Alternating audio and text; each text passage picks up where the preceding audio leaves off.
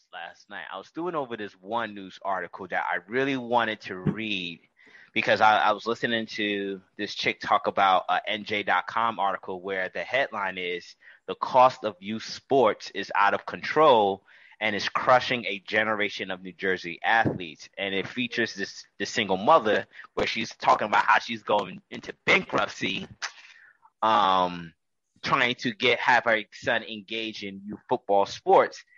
And the premise is, I don't know if you guys been paying attention to like the NFL, and particularly in the NBA, what you're seeing is the athletes, the new crop of athletes are really like linked to the NBA. Like they're not like new, like just new faces and stuff. Like, you know, so I don't know, man. They got a fucking paywall on that shit.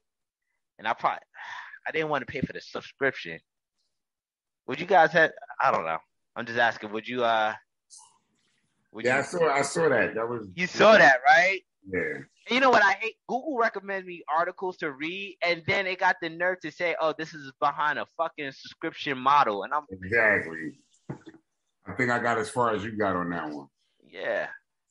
But yeah, I was looking at that. That was youth sports are expensive, more so outside of more so in the suburban neighborhoods. You never lie about that. Well, shit, we heard Schubert go complaining a couple of weeks ago about his son's fucking cost. Yeah. You never lie about that. But at the same token, you know, now here's the thing. I personally, I look at sports as an extracurricular activity, not a goal. And that's the thing. I know parents that got a part-time job just to cover their kids' sports, because like between paying for equipment, paying for registration, being part of the league, you know, making it to practices, then after that, also traveling for games and such, the money racks up. The money definitely racks up. You know what I mean? But at the same token, it's extracurricular. It's not, it's not really a priority. You know what I mean? It's like at the end of the day, because like a lot of parents say they push their kids in sports so that they can get a scholarship for school. And I'm like, well, if the motherfucker's dumb as dirt, but he's great on the field, what's really the point of you pushing him for a scholarship for school? You know what I mean? Like that's one ding ding. But why not an academic scholarship also? Thank you. That's the thing. Because it's like my son, despite all the sports camp, right now, you know, Kel will tell you my son is in STEM camp and he has a tutor, you know. And like next year, if he decides to take Spanish, because he has to decide between Spanish, French, and Mandarin. If he decides to take Spanish, I've already got a Spanish tutor lined up. So like that's where my priority is. So sports extracurricular, and my son plays 3 sports. Like, you know, lacrosse is expensive as shit, football is expensive, you know, and wrestling, you know, wrestling's not that expensive, but it can be time consuming. Yeah. Okay, I just paid for the article, bro. I just paid for it. I'll go through it. I'll go through it later. Go ahead, Cal, and I'll. How do y'all feel about the idea of the fact that the sports help the kids socially? I was about to say that, Cal. Exactly. I was about to say that. So, yeah. I mean, it works. It helps with teamwork. You know, it helps with dealing with difficult situations. I mean, you know, and the average kid probably is not making it professionally or even, you know, to be a D1 athlete. Okay, so my little pushback on that would be one. If you wait till high school, it's free. If you're good enough to get on the team. I was just about that. Like, if you're good enough. Now, doing so you can't practice those social skills before doing the Pop Warners and all that. I'm not saying that you can't be practicing. I'm not saying that you can't practice. But at the end of the day, this is the other part. Some people think that this is an investment because their child is going to go to the league. Like that's exactly. Let's say that from that standpoint. So it's like I think, I'm investing, so I don't care how much I got to pay. So you got exactly. that pays and they don't care because I just want my child to no, my child is going to go and get a contract and going to take away all my problems and ills. So, I mean, that part. But at the end of the day, especially if you're a single mother, at the end of the day, like I know, if you're good, you don't have to pay. So, I'm just saying, yes, some might not. No. Let me say that again. Truth be told, if you're good, you might not have to pay. So maybe. But that's why I brought up the social aspect, bro. Yeah, but even with the social aspect, you still have to be good enough to get in. I was going to say, but socially, you can still not necessarily, bro. You just let me say this though, Henry. You can still play sports socially. You just can't play the sports that you want to play on the gridiron that you want to play on. How many times have you played pickup football in your neighborhood? Because I played that shit every fucking day, damn near. I'm just saying. Yeah, but that's the inner city. That's okay. So I guess I'm assuming that these are inner city parents, because in the suburbs, I don't really feel like they have that opportunity. Not even true. Have the opportunity. Oh, you just this is an inner city parent that's talking about this. This is an inner city parent. Yeah, this is an inner city parent. It's from Newark. Yeah. I just paid for it. As the article goes from NJ.com, the cost of youth sports is out of control, crushing a generation of New Jersey athletes. So it initially focused on this mother, Renee Dorsey. A single mother from Newark is dedicated to making sure her teenage son, Marquette, has every opportunity to excel in sports. She just never imagined it might bankrupt her. The payments just for her son to play football pile up each month, with each check forcing her to wonder which will be the one that drains her bank account. Go back to that because you can't miss that key right there. There's the $40 an hour. Oh yeah. $40 for an hour-long training session with a defensive specialist 3 times a week. So Henry. You're right. No, you're right, Smith. Okay, I was about to say, come on, bro. and then the $50 for a wide receiver trainer. That ain't got nothing to do with no social aspect. Look, the $50 for a wide receiver trainer on Saturdays. And then you got to send your son to the league. And then keep reading the other breakdowns. Then you got another $550. Another $550 for 10 summer Kanban circuit on 10 college campuses. And then that's not in the $500 for a helmet, $50 for gloves, and $180 for cleats. Okay. Ain't nobody doing that around here. The last things are the only things that sometimes they pay for. Yeah. All that other specialists. Yeah. I'm sorry, sweetie. You should have got one of your college friends. Well, maybe you ain't go to college. One of your high school friends that thought he was nice and wide receiver and go out there and work with your son. You got to use the neighborhood, sweetie. Like you trying to get your son to go to the fucking league. Fuck. You better be on your Richard Williams. Or a defensive specialist 3 times a week. Like, I don't even understand the argument on that one. Nah, because you're doing the shit that Schubert doing. Schubert understood. I know that there's cost, but I'm making an investment. The fuck is she talking about? Maybe I'm missing it or I'm taking it different, but I don't understand. Well, they're saying in this article that youth sport is $1 billion industry. It is. And it's always been that. We understand that. Yeah. I mean, at the end of the day, I got this question for you. And don't get me wrong. Let's say we wanted to put our kids on the team. You got a child, Cash. You want to put your child on a baseball team. Mm-hmm. Okay, so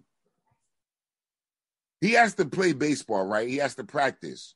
The coaches get paid. They're going to practice for free. The permits for these places to keep the lights on and shit. Is all this shit free? I'm just saying, like, no, sir. Here's the part of nope. Where, you know what I mean? You just think people are making money, but there's a cost to this. There's a cost to it, yeah. You got to get umpires and officials. Like, who pays? You think everybody just volunteering their time? I'm just saying, like, stuff got to get paid for. You got to pay for doctors to have doctors on call. Like, you got to pay for this stuff. So I don't understand. Yeah, but yes, it is expensive, but it's always been expensive. You're right. And one of the interesting statement that's in this article, it says, in fact, only 22% of kids living in poverty get an opportunity to play sports, while household incomes remain the biggest driver for early participation. So I'm shocked. I didn't know it was that low of people in poverty playing. I thought you could always be in some sort of... But think about this factor.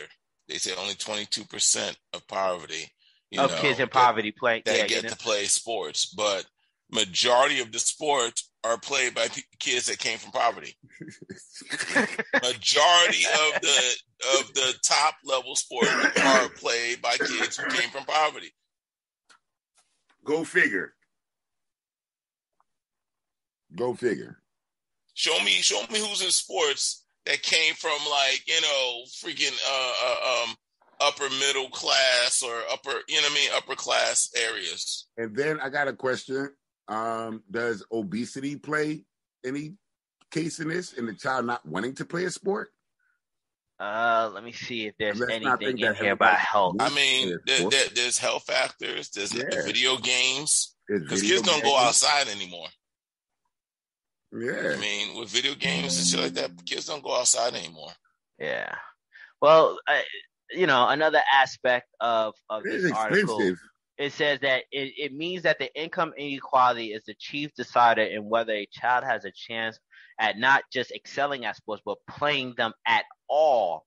I don't agree with that, though. But it says the increasing fear among experts, economists, sociologists, historians, is that we're barreling towards a have or have not society with nothing in between. Okay. So it's like with these costs associated, it's just like kids in poverty, for like that number might be even smaller at some point. It's at 22 now. It might be at 12, 10 in the next few years with these costs associated. And then what does that mean? Like it's almost like a luxury item to play any sort of youth sports. No, I'm going to say this though. That's to play it organized. That is fair. Good point. That is fair. You can't play sports, man. Yeah, and you can take your ass out on the street and play. Yeah, you can go outside and play. Like, come on now. That is how many times have you all gone by a park and seen a bunch of people out there playing soccer or volleyball? Come on now. Oh, every weekend. Or baseball or soccer. Like, you can go. You're right. So it's not. It is only up until middle school. Because once you get to middle school, you get the option to play in high school. Yeah. I'm just saying. So don't make it like, oh, because you're impoverished, you can't play sports. No, you might not be able to play organized sports, but you can play shit. Don't get it twisted. Good point, Hawk. I got to give you another thing. Yeah, man. Good point. So this shit. I can't play sports. He said, "Fuck this woe is me" article. Yo, real talk. Because here's the thing: and as a person who has his son in multiple sports and know how expensive it is, someone who is a trainer and I train athletes. I have a high jumper. I have a track runner. I've got a kid that plays football. Another one that plays lacrosse that I train. As well as the fact of right now the parents of Verona want to organize for me to start training their kids for speed and agility for football and everything. So I know all these things are there and how it runs. And I gotta tell you, it is a luxury. It's not a necessity. It's not a necessity. Like if the whole point is, like, let's say Kel's point, socializing, bitch, take your kids out to play. Then go to the park and go to play. Stop sitting in front of a video game. Get them off in front of the TV. Send them out to play. That's what we used to do. That's how you socialize. Not for nothing, Henry. Africa ain't always played for everything Poppy went to. You know what I mean? You wanted to play that sports, you get them out there. Like if all of us had sons on here and we wanted them to play some kind of sport, we can start our sport on our own. We don't have to go into that organized pay to play thing. I was reading the bottom of this part where Cash had pulled it up, and it was saying, every time a new camp open up or a new combine is happening, the coaches are telling me I got to go in order to get a scholarship. Yeah. And I'm like, that's a mother who's disillusioned, who hasn't really done her homework. Yeah, who don't know. Because at the end of the day, if I train now I get the whole, okay, but you got to go against the best competition. Guess what? Fuck all that. If I train now, you all know that this motherfucking kid that walks in high school freshman year looking like a beast, all coaches like, yo, come here, my man. Yeah, that's how where you been at? Where you been at? Exactly. Yeah. We want you to, that's how that goes. If you train and build yourself up, you can still have that opportunity. You know what I mean? And there's a lot of athletes in the league that started their freshman year or sophomore year. Let me ask a question about that, though. Like those athletes that, all of you guys are, Schubert, you train athletes. Smith, you've been an athlete in college, and Kel, you've been a coach and stuff. Those kids that show up and they show glimpses of like that talent, is it natural, or you think is it that they trained up? Because great question. Some of it is natural because. But let me say this. I never fucking ran until my freshman year in high school, and I went to school on this track scholarship. Yeah, is that natural? It's natural. My father wasn't a runner. My mother wasn't a runner. Nigga, I played in the neighborhood. Fuck you talking about? We hopped fences. We jumped. We ran. We played. Yeah. Fuck. Yeah, we did. The neighborhood trained me to be the athlete, bruh. Yeah. We used to play tag and shit like that. Manhunt. We run. We fucking run. You know what I mean? For days. Like we played basketball. We played football, concrete, grass. This is what we did. I didn't run until my freshman year in high school. Late freshman year in high school. And I got a scholarship. So I can't go with this article like that. You know what I mean? It's about if you want it, you're going to get that shit. You're going to say, I don't give a fuck if this trained athlete thinks he's better than me. I'm in that bitch training like Rocky, nigga. We forget how Rocky did it? Which one was that? Which one was that, Black? The one with Drago. Drago had all the fancy equipment and with Rocky. Yeah, that's true. Come on now. He got old school. But here's the thing. Club of Lang, my bad, Shoe. Back in the day, right? Like the way I got into weightlifting and training like that was the fact of I was trained for boxing in the 10th grade. Like 10th grade and everything. And after school, there was a track around behind our school, and I would go there to jog. And the football team was out there at the time, and I forget how we got into it, but I got into words with I think one of their cornerbacks and shit, and I think he was trying to call me slow or something because I was just like taking jogs around the laps and everything. And I remember saying I could take you and everything. So me and him got at one end of the field. We're doing a 100-yard dash and everything. And the guy says go, and he got me on the first 20 yards. On the first 20 yards, but then I made it up and beat him by at least 5 yards. When we got to the 100, the coach happened to see it. And then the coach started asking me to come and train with the football team after school because he was trying to convince me to be on the team. All right. I wasn't looking to be on the team. I wasn't trying to be on the team. And actually, I started lifting with the team. And I actually, my first time around ever lifting, and I threw up 135 for 10 reps, which was impressive at the time because I never touched weights before. You know what I mean? And the coach was like, yo, we could do something with him. And my mom was like, yeah, you can't do football and boxing. You know what I mean? So, and she wanted me to focus on school and everything. So, I never did, but I did train with the football team, after that for quite a while. So, yeah, when a coach sees that you have some sort of ability, like natural ability, they will definitely try to snatch you up. And train you up. Versus that whole movie shit where it's like this kid that got no ability, no nothing, and we're just going to train him. He's magically going to be this amazing athlete. That's not how it works. All right, well, let me read these last few points and then hear your points, and then we'll transition to another set of stories. So it said before the recession, about 80% of the programs were recreational and low cost. Now, about 80% are private or paid to play. It's a paradigm shift. It's changed so drastically as far as what you're playing for, and it's pricing out poor kids. In Newark, McCrae said that 2 decades ago, there were at least 3 low-cost AAU summer basketball recreational programs in the city for boys. Today, there are none. It forced players to search for options in the suburbs where travel programs are proliferated, but at exorbitant fees. So what do we say to I know you say you could do this recreationally, but it appears that everyone is shifting from recreational to this sort of pay-to-play privatized setup. Now, if you have a son that's not, they're looking to do recreational, but they can't find anyone in their peer group who's also doing a recreational, then what? What do you tell your son who's facing that dilemma? Then I build it for my son. I build a recreational program for my son. Because if I'm this parent, then I'm not the only parent that's in this position. So therefore, if I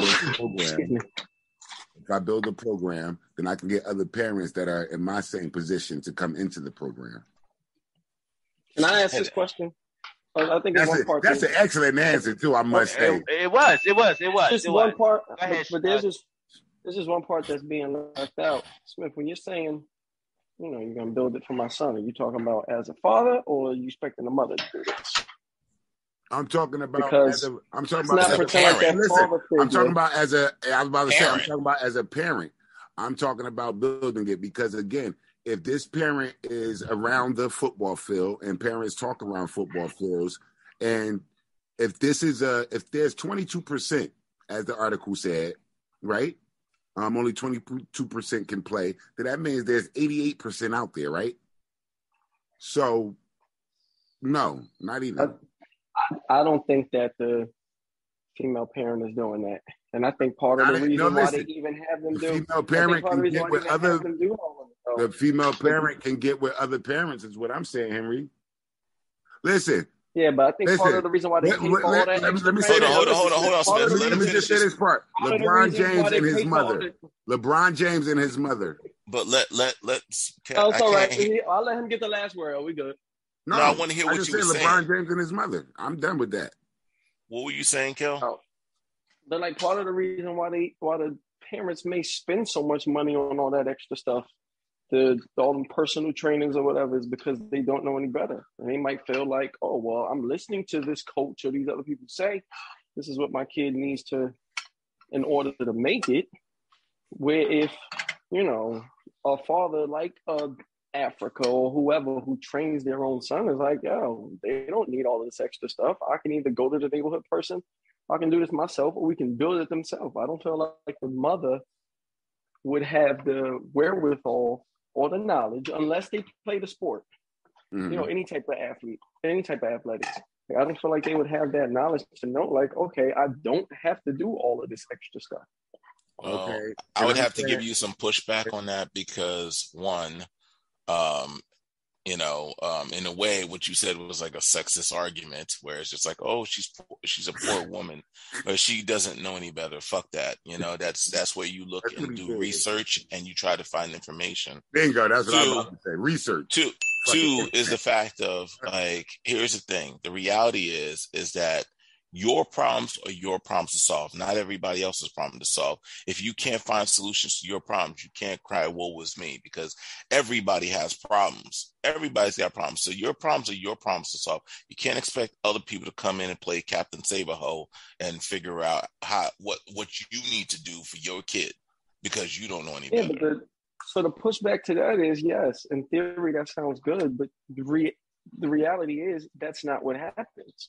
Like, even if you use an anecdotal story, can you tell me a female parent who said, you know what, there's not this whatever there's not this athletic opportunity for my son. Let me go and create this on my own. That's on her. That's her job.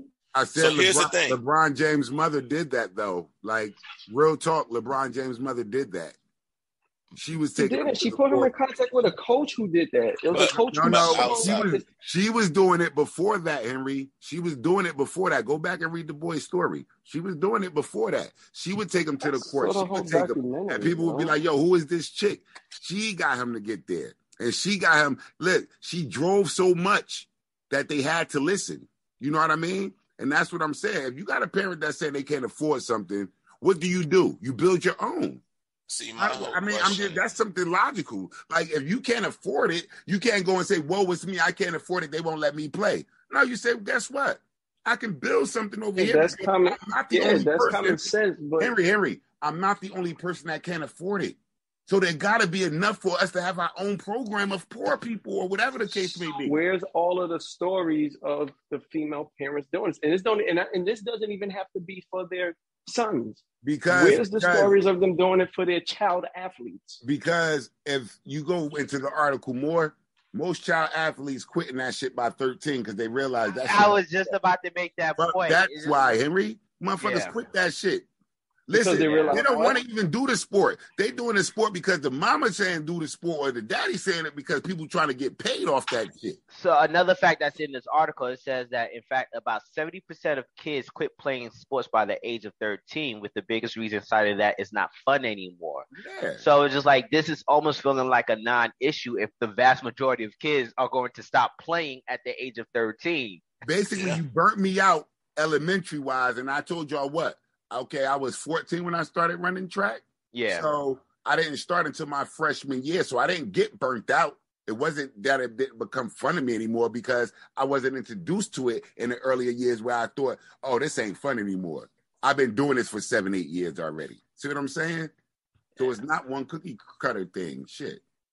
Yeah, I think when that happens too, though, it's because the parents are trying to push that. Nigga, this is the meal ticket, not like, you're doing this for fun. Yeah, and there is that aspect because so the whole thing is that some of these parents, so you have your local like recreational team maybe, and this, that, and the other, then you have your clubs, and clubs are all year round. You know what I mean? So you be playing or whatever the case, competing all year round. You be training all year round. And now you got 2 or 3 games, every week. You got practice at least, you got like 1 or 2 games every week. Then you got at least 2 practices every week. Then you got training that your parents are trying to add on to you outside of that. There's no time to be a kid. There's no time to be, that's like I said, like, that's why I don't push my kid as far as like the sports to the nth degree. Because the fact of one, it's going to burn him out. It's not going to be fun for him anymore. It's not going to be an extracurricular activity. It's going to be a chore. It's going to be work. Sure, yeah. Secondly, it's the fact of firstly, it's like my first concern is my son's academics.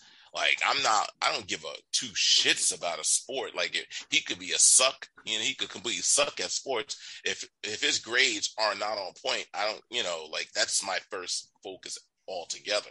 I mean, his grades got to be on point.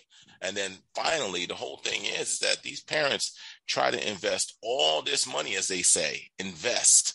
So let's say it's just a football team. If you sign up to an average football team, it's somewhere around like 300 to be on the team. Then you got to pay for the league cost, which is generally like about $150, something like that.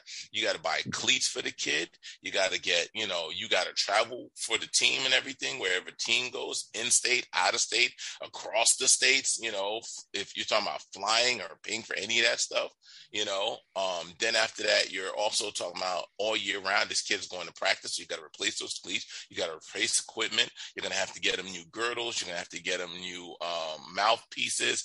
If hopefully the league doesn't ask you to pay for the helmet and the pads and everything. If they do, that can be expensive because helmet and pads at like just the pads alone about $150. The helmet, because they have these helmets are up to $300 for these helmets nowadays. So we get it, bro. It's a lot of money. It racks the fuck we up. Get it. But here's my thing. Here's my point. Let's say on average, you spend $2,000 a year for your kid to play sports. That's including everything, right? Let's say bare minimum, you spend $2,000. Now, let's say this kid is playing from the time he's 10 years old to the time he graduates high school, 18, right? So you're paying $2,000 a year for the next 8 years. That's $16,000. $16,000 that you're spending so that your kid could, get a scholarship to college. And the chances of your kid getting a scholarship to college off of sports is like slim. All right. It's like 1 out of 200-300, something like even that. Even for a partial scholarship, it's all right. Well, so it's just like, why spend all this money to get such a slim chance? Well, the kid needs to understand. I mean, I don't think any of that should happen until the kid understands the why. And they should be given the opportunity. Like, look at you inserting the book. Okay, my whole thing is, here's my thing. Hold on, let me just finish this, and you can tell me your thing. Like, you're a freshman. You might have played on the street for however long, or even your freshman coach might have said, like, yo, this kid has some potential. Now you come to the kid and say, like, look, whether you're the parent, the coach, whoever, this is the investment that I wanted to make because you're already showing this potential. But this is the work that it's going to take. Saying, nigga, I'm down to invest on this shit. Understand, if at any point you fucking back out and say you change your mind, nigga, we're not going back to this. So, like, yo, this is going to be tough. Your childhood probably ain't going to be what it is. You know, like a normal childhood, you will get some aspects of it. But, like, that's the price to pay to come along with this fucking, you know, this goal. So, I don't think that's the same thing as, you know, starting them niggas when they 10 and then the niggas don't understand. And now, I don't want to go. Like, nah, nigga, you going to go and push this? Like, no. Once we get to most of these kids ain't starting at 10. So if you're like my son, you start since like the second grade. Like you started. Yeah, sure. But I'm just saying, don't give them all that professional training and extra shit until it's like, okay, you have some potential. And now you understand that you're good. And it's like, nigga, you can go to this level. Like, you got to be on board with this. And if you're not, then fuck it. You're not doing the extra training. Yeah, but they do the extra training. Like she said, 13, 14, 15, like when they're college, high school age. Mm-hmm, now, the whole thing is, I've seen parents who actually, a teacher who has a part-time job for her son's training, and he's in high school. You know what I mean? And like they take this shit real serious. And I'm just like, yo, but what about this kid's academics? Like, what's this kid gonna fall back on if this kid get hurt? No, but that's all right. Next story, fellas. Next story. Good. This was a good one. Now good conversation around that. We could revisit that at some other time because I see a lot of good talking points. All right, so I wanted to bring this story up a couple of weeks ago, and I keep failing to bring it up, but this is the day I bring it up. This is about Juneteenth. We celebrated Juneteenth 2-3 weeks ago now. On Father's Day. So it just happened to fall on Father's Day this time around. So this is from the Washington Post. Juneteenth ice cream and paper plates. Companies keep getting holiday wrong. As corporations market Juneteenth, some leave black-owned small businesses behind and risk alienating consumers, experts say. Juneteenth is a mashup of June 19th, the day in 1865 when enslaved people in Texas were declared free. I'm not going to go into the rest of the history. Such concerns are not without foundation. Last month, Walmart rolled out, then swiftly apologized for Juneteenth ice cream after social media backlash. The retailer's website offering include Juneteenth paper plates, napkins, party supplies, but also a black tank top model by a white woman with the words, "Because my ancestors weren't free in 1976," an apparent mistaken reference to American independence in 1776. It is out of stock. The next quote here is, they're trying to figure out what's the best approach into doing that without getting into any kind of trouble, said Ernest Perry, who studied cross-cultural communications at the University of Missouri School of Journalism. You don't want to misappropriate a holiday that has significant meaning to Black Americans, especially Black Americans in the South who grew up understanding what Juneteenth means and the significance of it. We can laugh at these. These are cringeworthy fails on social media, said Joshua Dubois, the chief executive of market research platform Gauge. He held a webinar Wednesday for companies preparing for Juneteenth called "Don't Be That Brand." So, fellas, pretty much like all holidays, you go to any stores, you see merchandise being sold. How do you feel about the marketing of Juneteenth? Do you think this is a non-issue? This is just America at its best when it comes to capitalism? Thoughts?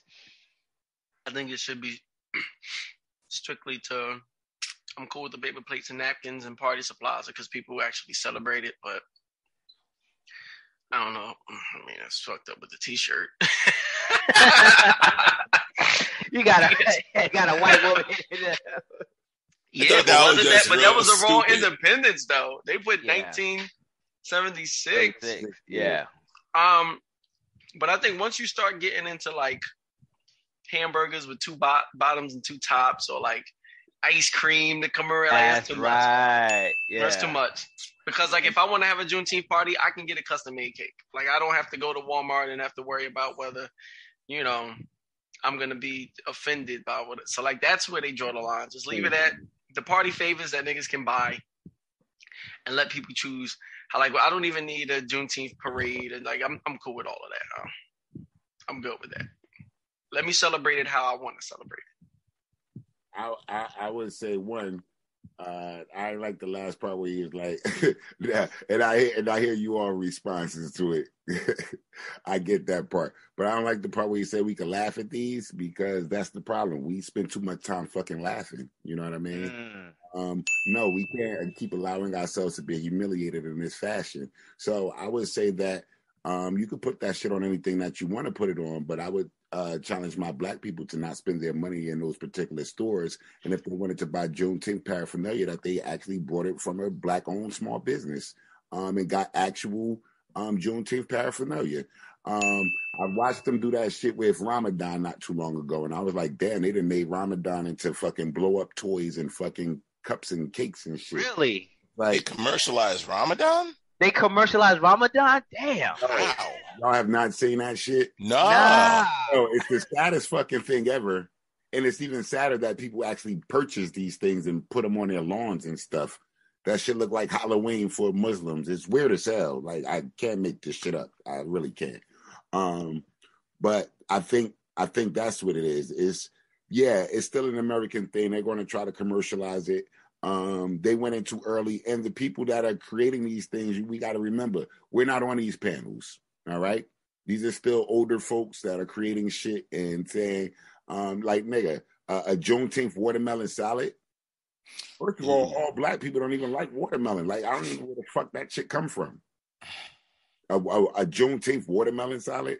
What's watermelon salad? I don't fucking even know, Henry. You never seen nobody cut a watermelon up and then chop it up and put fruits and this, that, and the other and put it back in the watermelon shell? Oh, they call that the watermelon salad? I call that a fruit that's salad. A fruit bowl to me. Yeah, that's a fruit salad. Basically it's what it is. I got it. That ain't what it is. That's a fruit bowl to us. Watermelon salad is some other shit. So when they do that shit with the pineapples, that pineapple salad? No, that shit got feta cheese and spinach in it, bro. This is some different shit. It's cottage cheese. It's cottage cheese. No, that's just say feta. It's cottage cheese. No, it's feta, bro. I'm telling you. Feta, right? It's feta? I thought it was cottage. No, they probably got one with cottage. Okay, so I've seen them do it with cottage. Watermelon salad is like the strawberry salad that fucking Wendy's got, bro. Some bullshit. Yeah. So it's salad with fruit in it. It's salad with watermelon. No, it's not. It's no salad. There's no like lettuce or anything. It's just like it's lettuce in it. Bro, I never seen lettuce in it. Picture, bro. They got so many variations of it, yo. I don't know. Yeah. Okay. Yeah. It's definitely ain't nothing. It's still tacky. Black, at the end of the day, it's tacky. No black person came up with that. Yeah. Now shit. when you put feta cheese in that mug, that's tacky. Fucking spinach and fucking watermelon and shit. So yeah, that's what I think though. So it's basically, Smith, if it's going to be commercialized, at least let us be the face of the commercialization of it. Buy it from your own folks. Don't buy it from the box stores. That's all. Yeah. Yeah. Black Zeus, what you got? For us, by us. Fubu. This doesn't surprise me. I think it's tacky. I'm not gonna lie. I do think it's tacky. Especially with the history behind it and everything. But it does surprise me. I mean, think about, Cinco de Mayo. Mm-hmm. I mean, and how, that's been appropriated and, in every restaurant and everybody's, doing tequila. I wasn't even really aware of Cinco de Mayo till one day I was at I was hanging out with this chick. I was out with this chick and we went to movies or something, and then there was like a place called Chevy's in the parking lot, and there was a dude with like a sombrero and like that poncho and like that rainbow poncho and a donkey, a white dude, and all the people were like, whoa, in the parking lot and this, that. I'm like, what the fuck is going on here? And this chick put me on like, you never heard Cinco de Mayo? I'm like, what the fuck is Cinco de Mayo? You know what I mean? Like, and she's like, the Mexican Independence Day? I'm like, Those white people, they ain't Mexican. What the fuck? And check. You know, so and the whole thing is, it's like my Mexican friends are like, no, fuck that. That's not Cinco de Mayo. You know what I mean? Like, but that's Cinco de Mayo in America. So why would it surprise you that they would do that with Juneteenth? Exactly. I mean, why would it surprise you to do Juneteenth? I mean, tomorrow is 4th of July. All right. I mean, that's commercialized, you know, like sure enough is. There's nothing sacred anymore in America. There's no such thing. Yeah. You know? No, I agree. The only thing I would say is, Smith, to your point, I won't be surprised there was at least one black person on the panel who okayed that shit. On some blackish Dre shit? Yeah. I think there's always at least one person on these panels now. They know, like, these companies are not gonna just be like, they got their scapegoat. I'm pretty sure they got one black person saying like, yo, this is what's up. Now, you might question their... One, Cash, I was saying, read the chat. But one, I don't think that it's a black person. I think it could be somebody who identifies as. Really? I'm sorry. Yes, really. Elaborate about that. So the black person okayed the 1976. I think that was just the technical error on their end. Or not a technical error, just the gap. Black person ain't gonna let no technical error go out like that, bruh. Yeah. I don't know. I don't know if somebody actually sat there and watched 1976, like what, 45 years ago? Yeah, and then saw fuck 100,000 of them shirts printed out, and then nobody thought to stop it. Nobody thought to stop it. But that's what I was saying. Listen, people make mistakes. Yeah, they did that, commercialized that. So yeah, they did. I don't think I've ever seen these blow ups. But I've seen them up.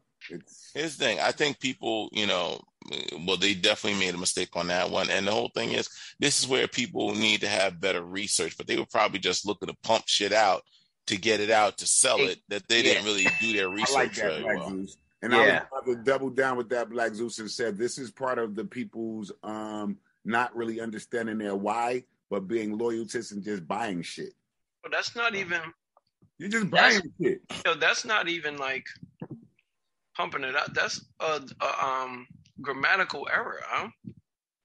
No, yes, but the fact of that they didn't double check it before they sold it, it shows that they were just quick to pump it out versus like, hey, make sure this is a quality product. Then the fact of no one thought to themselves, bare minimum, you put it on a white girl? Like, really? Yeah, that was the one for me. Not even that. Again, this is just how this book that we're reading, how much it talks about this shit. Bruh, the shirt sold out with a wrong date. Fuck. That shows you how well the people who bought the shirt know their history. Like, it sold out. So the people, but that's not on the company too, though. That's just as guilty as the company. It's on the company. I know. Listen, what I'm saying. It's on the company, but the company has lowered their prices so much that I'll just buy without even thinking now. That's what the Book of Why talks about. But who is that on?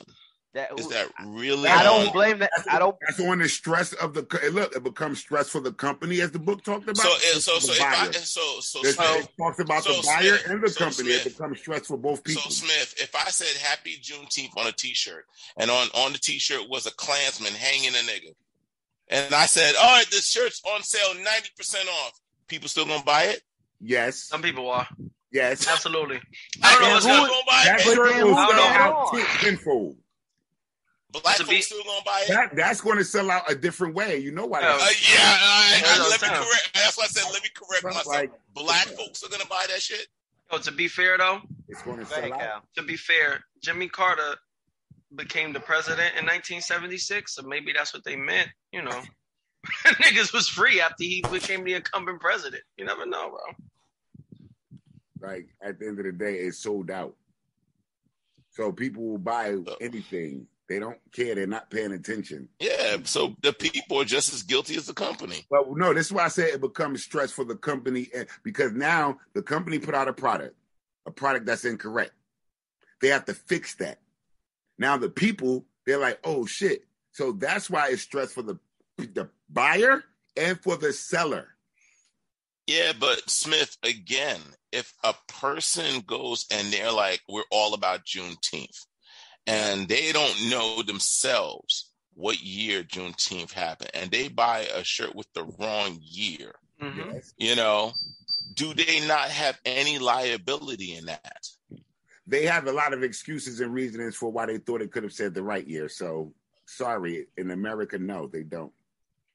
Wow. I don't know what excuse they would have thought. I'm like, yo, because I thought it said a different date. So if I made shirts that said, you know, I didn't fully read it. Happy I just wanted Independence to say Juneteenth. If I said Happy Independence Day, 5th of July, and motherfuckers bought that shirt, you wouldn't be like, you stupid motherfucker, you don't know that it's the 4th of July, not the 5th? No, I don't know. Every time look at the people who bought it. Every time I buy a shirt from Walmart, my shirt has always been accurate. I'm a loyal customer for X amount of years. Okay. For Juneteenth, I picked the shirt up. I didn't continue to read it. So customers have no liability. It wasn't until I got home that I noticed. See, the piece that's missing because I thought your why was greater. I didn't know that you just was about the how and just selling shit. What you got? No, the piece that the article may be missing is how many niggas actually wore the shirt. Niggas probably bought it, opened up the box, and was like, no. Saw the image though, like that. Yeah, the image is always clear to see. That's what sells it is the image. Without the image, it's just a T-shirt. Yeah. So you saw what let's the not image pretend was. like we've never bought some shit and be like, damn, I bought the wrong thing. Nah. It's just maybe the wrong size. Maybe the wrong size, or maybe image, something, or like the colors off than what you thought it was. It illuminated on the screen versus to how it comes across. But like when it comes to wording, bruh, like if I buy something with wording on it, I feel like and if but I that's see numbers though. The wording said because my ancestors weren't free in. But it's still part of the whole numbers sentence are part of structure. the image. It's part of the I know that, but listen, me reading the way I interpret numbers and the way I interpret letters, they're not the same. You can look, listen. Hakeem, Let me say this. You know about typography. I didn't get a chance. Let me say this. I am very good with typography, and that's why I know I can give you a sentence that has the in it twice, back to back, and you will only read it as if it says it one time. So please, let's not act like in the scheme of things that somebody couldn't be fooled by this shirt by just glancing over it. Yeah. The boss could have been like, yo. The boss could have been like, yo. We're having an event. We need you to buy some Juneteenth shirts. Nigga, hurry your ass up and bomb. Yeah. All the shit. And it's like, oh, damn, my bad. Like, I didn't even realize. You act like I stood in the store and was like, ooh, I'm going to get this one because it says out. Especially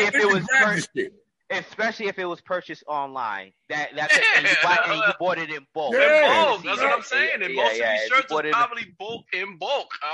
Probably bought in bulk and shit. If they were if you were a customer and you were solely buying this shirt, this T-shirt for yourself, then I'd be like, yo, you's a stupid motherfucker. But if you're buying in bulk and like you said, you're just like, okay. And I'm pretty sure that when them shirts came into that school or company, whatever, the nigga who put it together was like, yo, what the fuck is this, nigga? And then you go back to the company and the niggas is like, no returns. Like somebody caught it before that shirt was put on. That's what I'm saying. He was like, yo, what the fuck is this? I said, you like, yo, so you was in the VP office, you bust that shirt and was like, oh shit, I cannot give this to the staff. Yeah, at all. Now everybody looking at whoever ordered it like, yo, what's up with your black card, bro? Yeah, okay. But I still hold firm true that there was at least a black person, T-shirt aside, but when it comes to the watermelon salad, the paper plates, all the other stuff, I think there was at least a black person on the panel who basically the token black person who basically said, yeah, this is good. I think I hope not. Damn. I think they were, bruh. They These companies aren't stupid. They're gonna put somebody as their fall guy. They know better now. Yeah. All right. Last bit of the news story, and then we transition to the book. I'm not gonna read all the points here, but this is from NBC. Every branch of the military is struggling to make its 2022 recruiting goals. With a record low number of Americans eligible to serve, a few of those willing to do it, this is the year we question the sustainability of all volunteer force, said an expert. I'll just read the first few points in here. Every branch of the U.S. military is struggling to meet its fiscal 2022 recruiting goals, said multiple U.S. military and defense official. Numbers obtained by NBC News show both a record of low percentage of young Americans eligible to serve and even a tinier fraction willing to consider it. The pool of those eligible to join the military continues to shrink, with more young men and women than ever disqualified for obesity, drug use, or criminal records. Last month, Army Chief of Staff General James McConnell testified before Congress that only 23% of Americans ages 17 through 24 are qualified to serve without a waiver to join, down 29% in recent years. Just scroll down a couple more points. More than a half of the young Americans who answered the survey, about 57%, think they will have an emotional and psychological problems after serving in the military. Nearly half of that think that they would have physical problems. So the article goes on to just talk about some of the hurdles that the all branches of military is serving, and they give some solutions. Some of the solutions is to advertise on social media, and then others, which was I thought was interesting, is to tackle like medical conditions. So basically it says to tackle the growing crisis, the Pentagon is reviewing some of the 250 disqualifiers for service, including some medical conditions that have historically required recruits to obtain a waiver to service or keep individual out of uniform completely. For example, in the past, ailments like asthma and HDHD could disqualify someone from serving if the recruit has symptoms after their 13th or 14th birthday. The Pentagon is, looking to waive those issues. So what do we think about these low recruitment numbers and the future of America's defense? I think it speaks to where we are. Like, motherfuckers ain't trying to work. They don't want to fight. They don't want to do nothing. Motherfuckers, like, they don't want to do shit. Yeah, I was gonna say the same. So this 6% drop is just like, I was looking at something. They got 494,000 construction jobs, 495,000 people working in construction jobs, but 494,000 that they can't fill. It's the same thing, bro. These kids ain't trying to do this shit. They trying to do TikTok and all that. They ain't giving a fuck about this, bruh. Plain and simple. I was gonna say the same thing. That, and they don't have Schubert out there fucking promoting that shit. But yeah, niggas is just lazy. Niggas is lazy all around. I don't even think it has to do with like the fear of war or the niggas is just lazy. Like, I'm not doing that. That's facts, yeah. And nigga, I'm gonna just drive Uber. Fuck it, Al. DoorDash, nigga. I'm just gonna DoorDash. Fuck you talking. Nigga, like with this shit. Nigga, like sign up for the army. You could go to fucking Asia. Do they have Uber? Can I drive Uber out there? Like, nah, nigga. He said, "Can we have Uber out there? Can I drive Uber?" Yeah, I guess I chime in before Black Zeus because he's the resident veteran here. But This is sad, bro. I just think about our, I'm glad you brought up that issue with the construction. Like, and yes, it's almost every industry, but now, military is just like, you think about the future of the defense of this country. It's damn, man. This shit is looking very bleak. Each day you come across these sort of articles, man. It's looking very bleak. Yo, you see how they calling them teachers out of retirement, bro, to come teach? They're going to be doing the same thing with them ex-military veterans. Oh, shit, shoot. You better start. They're coming back. Come back. You better start training niggas. They're going to start making their retirement age later. Yeah, for real. 20 deployments first. It's funny you should say that because my son's teacher, his STEM teacher over at the school, I was talking to this dude, cause he saw me wearing a Marine Corps t-shirt and everything. He's like, "You're Marine, you serve?" Like, "Yeah," and we chatting it up. Dude is actually retired military, retired teacher. He used to teach for 40 years. They brought him back to come teach the STEM camp. Like, god damn, like, yeah, that's crazy as hell. But so I don't know what you expect when you have a culture or a society that says patriarchy, toxic masculinity, boys can be girls and girls can be boys, and all this other, soft talk, and don't hurt anybody's feelings. Everyone matters. Everyone can be on a team. There are no losers. Everybody gets a participation trophy. You raise a generation of fucking baby shit, soft ass motherfuckers. And the military ain't the place for it. All right. The sad thing is, one of my good friends, who's a master sergeant, who's still in, was telling me about the low levels that shit has gone to the point where, like, when I was in, not only can these DIs, drill instructors, get in your face and like holler at you, yell at you, cuss at you, tell you you ain't shit, this, that, and the other, they could put hands on you and get physical. All right. All right. Now, they can't raise their voice too much. They got to stay within an arm's length of distance from you. And you get a stress card. If the DI is pushing you too hard, you could pull the stress card out your pocket and he has to back off. How many times can you play that card? Yeah, I don't know. But just the fact that that's even a thing. Yeah, all right. But we used to call, like, when you have teammates that you would have to work with, this, that, and the other, and they would call your battle buddy. Now,